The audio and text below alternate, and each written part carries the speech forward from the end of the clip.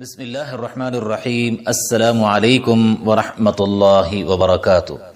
آج ہم محرم الحرام کی فضیلت کے بارے میں گفتگو کریں گے۔ محرم الحرام کا مہینہ انتہائی حرمت اور عظمت والا مہینہ ہے۔ انسانی تاریخ میں بھی اس کی عظمت مسلم ہے، اسی طرح اسلامی تاریخ میں بھی اسے تقدس حاصل ہے۔ اسلام سے قبل زمانہ جاہلیت میں قریش مکہ کے نزدیک یہ مہینہ انتہائی محترم مہینہ تھا۔ محرم کی 10ویں تاریخ، جسے یوم عاشور کہا جاتا ہے، اس دن قریش مکہ کعبہ پر نیا غلاف ڈالتے تھے اور اس دن روزہ بھی رکھا کرتے تھے۔ زمانہ جاہلیت میں عرب کے لوگ اس مہینے کو بڑا مقدس تصور کرتے تھے، چنانچہ اس مہینے میں جنگ و جدل کرنا، لڑائی جھگڑا کرنا، اس سے وہ احتراز کرتے تھے۔ اگر جنگ جاری ہوتی تھی تو وہ اسے روکنے کی کوشش کرتے تھے۔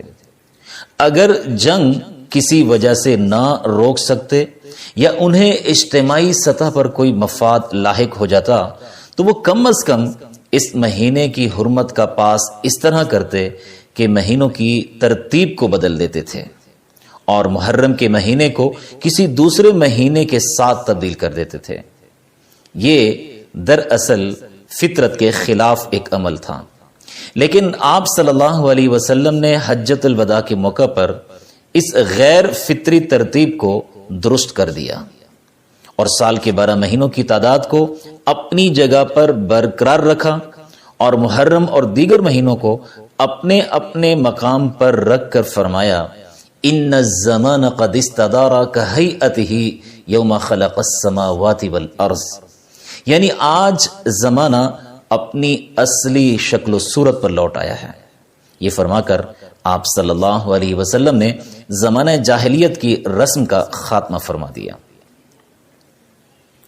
اسی طرح شریعت مطہرہ میں بھی محرم کے مہینے کو بڑی اہمیت اور خصوصیت حاصل ہے اور اس کی متعدد وجوہات ہیں جو مختلف کتب میں موجود ہیں۔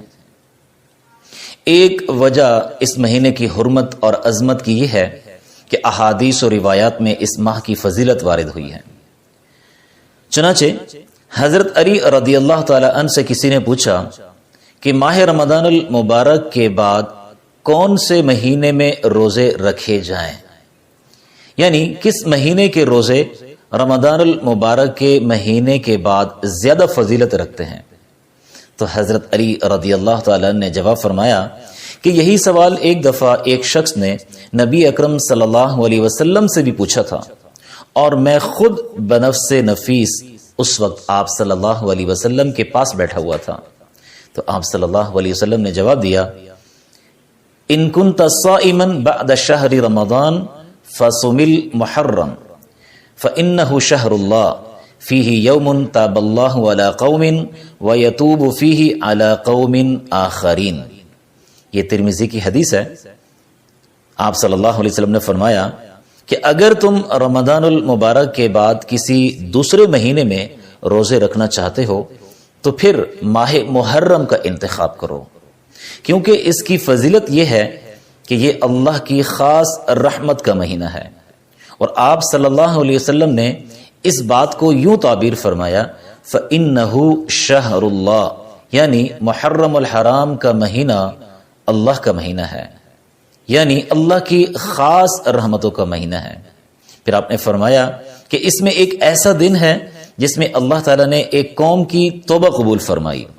یہاں پر آپ صلی اللہ علیہ وسلم نے قوم موسیٰ یعنی بنی اسرائیل کی نجات کی طرف اشارہ فرمایا کہ فرعون کے ظلم اور ستم سے انہیں اسی مہینے میں نجات حاصل ہوئی تھی۔ یعنی آپ نے فرمایا کہ اس میں ایک ایسا دن ہے جس میں اللہ تعالیٰ نے ایک قوم کی توبہ قبول فرمائی۔ پھر آپ نے فرمایا کہ آئندہ بھی ایک قوم کی توبہ اسی دن اللہ تبارک و تعالیٰ قبول فرمائے گا۔ اس طرح یہ مہینہ انتہائی محترم بھی ہے اور فضیلت والا بھی ہے۔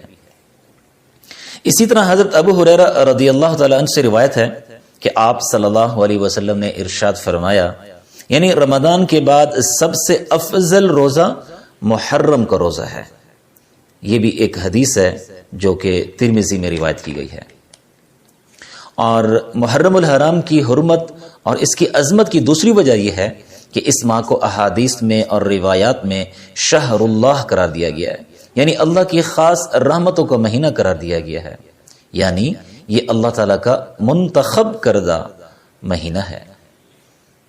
اس کی عظمت کی تیسری وجہ یہ ہے کہ یہ مہینہ ان 4 مہینوں میں سے ایک مہینہ ہے جنہیں قرآن مجید میں اللہ تبارک و تعالیٰ نے مقدس قرار دیا ہے۔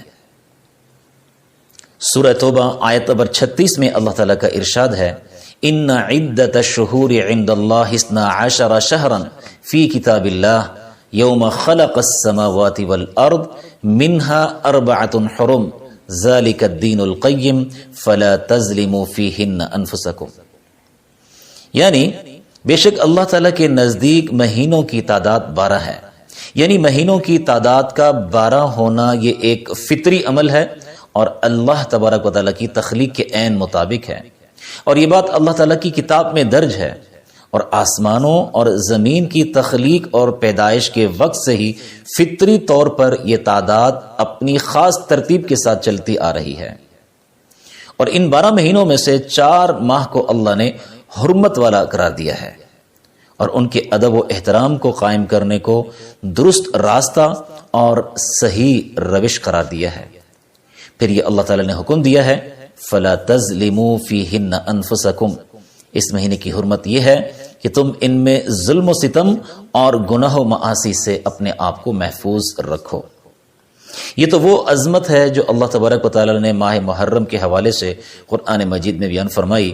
اب اللہ کے رسول صلی اللہ علیہ وسلم کا ارشاد سنیں کہ آپ صلی اللہ علیہ وسلم کیا فرماتے ہیں۔ آپ صلی اللہ علیہ وسلم نے فرمایا کہ سال میں 12 مہینے ہیں، ان میں سے 4 حرمت والے ہیں، 3 تو مسلسل ہیں یعنی ذوالقعدہ، ذوالحجہ اور محرم، اور اس کے علاوہ 4تھا محترم مہینہ رجب کا مہینہ ہے۔ اس طرح یہ 4 مہینے قرآن و حدیث کے مطابق محترم ہیں، اور ان میں سے ایک محرم کا مہینہ بھی ہے، چنانچہ محرم الحرام ایک انتہائی محترم اور حرمت والا مہینہ ہے۔ ماہ محرم کی عظمت کی 4تھی وجہ جو علماء بیان فرماتے ہیں وہ یہ ہے کہ اسلامک کیلنڈر اور اسلامی تاریخ کی ابتدا اور اس کا آغاز اسی مہینے سے ہوتا ہے۔ روایات سے معلوم ہوتا ہے کہ اسلامک کیلنڈر کا آغاز حضرت عمر رضی اللہ تعالی عنہ کے دور خلافت میں ہوا۔ اس کی وجہ یہ بنی کہ حضرت ابو موسیٰ اشعری رضی اللہ تعالی عنہ نے حضرت عمر رضی اللہ تعالی عنہ کو خط لکھا کہ آپ کی طرف سے جو خط موصول ہوتے ہیں ان پر تاریخ نہیں لکھی ہوتی، چنانچہ یہ معلوم کرنا دشوار ہوتا ہے کہ یہ خط کس تاریخ کو اور کب تحریر ہوا۔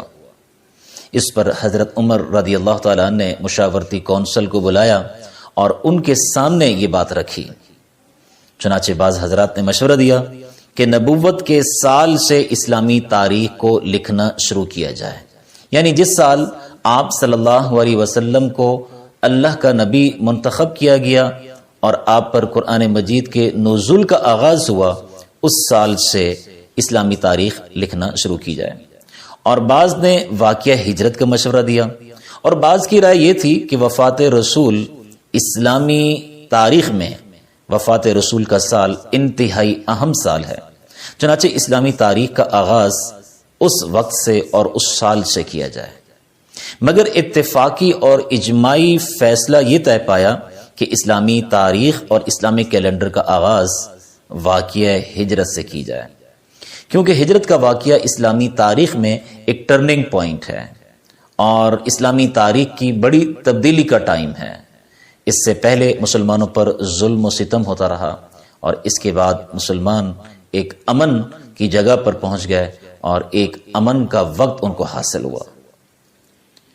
اگرچہ ہجرت ربیع الاول کے مہینے میں ہوئی تھی، مگر چند وجوہات کی بنا پر اسلامی تاریخ کا پہلا سال محرم الحرام کو قرار دیا گیا، اور اس کے حوالے سے علماء کرام چند وجوہات بیان فرماتے ہیں۔ ایک وجہ یہ ہے کہ قرآن و حدیث کے مطابق یہ مہینہ حرمت والا مہینہ ہے، اور دوسری بات یہ ہے کہ اس کی جو تاریخی حیثیت ہے وہ بھی مسلم ہے، اور ایک وجہ یہ بھی ہے کہ جب لوگ حج کر کے واپس آتے ہیں تو وہ اپنے گھروں تک پہنچتے پہنچتے جو مہینہ ہوتا ہے وہ محرم کا مہینہ ہوتا ہے، یعنی لوگ حج کر کے اسی مہینے میں واپس لوٹتے ہیں۔ اور ایک وجہ یہ بھی ہے کہ آپ صلی اللہ علیہ وسلم نے ہجرت کا ارادہ تو محرم الحرام کے مہینے میں ہی کر لیا تھا، مگر ہجرت عملی طور پر ربیع الاول کے مہینے میں پیش آئی۔ چنانچہ ان چند وجوہات کی بنا پر ماہ محرم اسلامی کیلنڈر کا پہلا مہینہ قرار دیا گیا۔ چنانچہ تاریخی لحاظ سے، اسلامی نقطہ نظر سے، اسلام سے پہلے زمانہ جاہلیت میں اس مہینے کو محترم قرار دیا جاتا تھا، اسی طرح قرآن میں بھی اس کے تقدس کا اظہار کیا گیا، اور آپ صلی اللہ علیہ وسلم نے بھی اسے حرمت والا مہینہ قرار دیا ہے۔ اس پوری گفتگو کا خلاصہ یہ ہے کہ ماہ محرم انتہائی محترم اور حرمت والا مہینہ ہے، چنانچہ اس کی حرمت و تقدس کو برقرار رکھنا ہم سب کی ذمہ داری ہے۔